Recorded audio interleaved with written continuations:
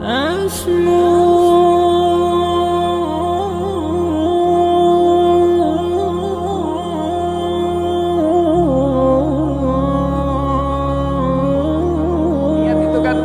dari cita-cita dulu. Kalau nggak berani bercita-cita kan gimana kita akan mencapai itu? Awali dengan yakin. Doa. Nabi Ibrahim mengajarkan doa kepada kita, doa yang luar biasa. Rabbana inni askantu min dzurriyyati biwadin ghairi dzi zar'in 'inda baitikal muharram. Rabbana liyuqimus shalah faj'al af'idatan minan nasi tahwi ilaihim warzuqhum minats tsamarat. Perhatikan doanya Nabi Ibrahim. Nabi Ibrahim berdoanya di luar pikiran. Perhatikan doanya, ya Allah, aku meninggalkan anak dan istriku di lembah yang tidak ada tumbuh-tumbuhan. Inda baitikal muharram, di sisi rumahmu yang haram, yang mulia, Baitullah Ka'bah. Kemudian apa? Ya Allah, jadikanlah mereka orang-orang yang menegakkan sholat. Satu. Yang kedua ini yang nggak masuk akal. Faj'al af'idatan minan nasi tahwi ilaihim. Ya Allah, faj'al, jadikanlah af'idatan, pikiran hati manusia, rindu, tahwi dari kata hawa, kan sangat ingin untuk apa? Mengunjunginya. Ini kan suatu cita-cita yang nggak masuk akal. Ditambah lagi warzuqhum minats tsamarat. Tsamarat beda dengan fakihah. Tsamarat itu buah yang segar. Ya saat itu yang nggak nyangka ya, tapi ternyata sekarang terbukti. Inilah doa yang kadang-kadang di luar batas pikiran kita harus berani untuk bercita-cita. Barakallahu fikum. Ibnu Umar itu mengatakan begini, jangan kamu perhatikan terkabulnya doa, tapi perhatikanlah ketika kamu berdoa. Kalau ketika kamu berdoa ada keinginan yang kuat dalam doa, mungkin salah satu cirinya ya tiba-tiba nangis gitu kan. Kata Umar bin Khattab, fal ijabah ma'ahu, maka ijabah itu akan bersama doa yang seperti itu. Jadi kalau doa kita itu betul-betul bisa ahamiyatu doa, doanya itu memiliki keinginan yang kuat, betul, renteknya itu kuat. Itu ternyata kalau bisa begitu doanya, ijabah itu akan bersamanya. Maka ketika itu saya merasakan kayaknya inilah saatnya ini. Hari demi hari terus berjalan. 30 hari saya baru juz 12. Doanya kayaknya udah mantap, tapi kok ini udah mau selesai kok baru juz 12. Tapi ternyata setelah selesai Allah Subhanahu wa taala memberikan kesempatan lagi, diperpanjang 1 pekan. Saya lanjut enggak ya? Dari rumah ditelepon, Simbok masuk rumah sakit. Saya ke rumah sakit nengok Simbok. Setelah sampai situ ditanya, kamu sudah khatam belum? Durung Mbok. Dikasih kesempatan seminggu. Ya wes dilanjut. Wah langsung seneng banget ya Allah, udah Masya Allah.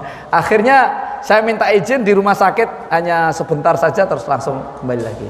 Sampai situ kemudian mulai menghafal. Seminggu kira-kira selesai gak? Ya nggak selesai.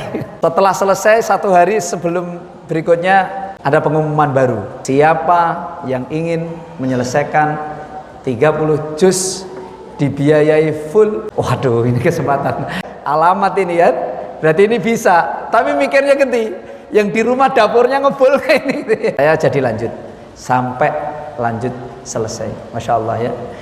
Jangan sampai kita itu memiliki sedikit pun keraguan untuk menyelesaikan 30 juz. Kalau kita ragu sedikit saja, gagal. Kenapa? Ana intendoni abdi. Allah itu sesuai prasangka hambanya. Dan Al-Quran itu mujizat. Maka jangan sampai ragu itu. Setelah selesai itu baru saya nangis betul itu. Ketika mengucapkan Qul a'udzu birabbin nas, malikin nas, itu tumpah itu, nangis nggak henti-henti. Kenapa? Prosesnya itu loh, ya Allah. Ternyata ini hanya satu awalan, ya, satu metode yang mungkin orang akan mencibir. Alah paling 30 juz nggak akan mungkin. Alah 30 hari kok menghafal Quran, itu apaan? Itu sempat itu masuk dalam hati kita. Kita kurang memahami bahwa itu salah satu metode tujuan menghafal Al-Quran. Ya, Allah memang berfirman, walaqad yassarnal Qur'ana lidzikri fahal mim mudzakir. Sungguh 4 ayat itu ada di dalam surah Al-Qamar. Allah tegaskan, sungguh kami mudahkan Al-Quran. Ini semua tafsir, apapun tafsirnya, semua menunjukkan bahwa Al-Quran mudah dihafalkan. Buka tafsir apa saja. Kalau ada yang mengatakan sulit, bohong, karena Allah mengatakan mudah. Walaqad yassarnal Qur'ana, Allah mudahkan Al-Quran. Maka semua tidak pandang bulu. Mau kecil, mau dewasa, tua, muda, yang akalnya kurang, akalnya tidak kurang, semuanya mudah untuk menghafal Al-Quran. Di Kutab itu ada anak yang dia bisa ngomong baru 5 tahun. Baru 5 tahun itu baru bisa ngomong. Sekarang dia hafalannya terbanyak. Anak ini menjadi pertama kali menghafalnya paling banyak, sekitar 7 juz. Walaqad yassarnal Qur'ana lidzikri fahal mim mudzakir. Hanya keyakinan kita inilah yang diuji. Sebenarnya kita yakin, tapi kadang-kadang diuji sehingga keyakinan kurang. Tapi yang terpenting berikutnya, lidzikri fahal mim mudzakir. Hafal Al-Quran itu mudah. Bahkan orang Kristen, orientalis bisa nggak menghafalkan Quran? Orang Kristen hafal Quran bisa. Mereka bisa menghafalkan Quran. Kita yang orang Islam nggak bisa menghafalin Quran.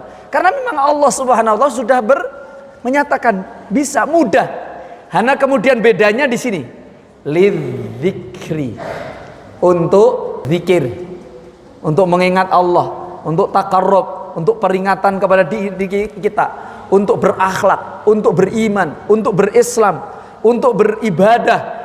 Inilah tujuannya. Fahal mim mudzakir. Adakah yang mengambil pelajaran? Ini kuncinya ada di situ.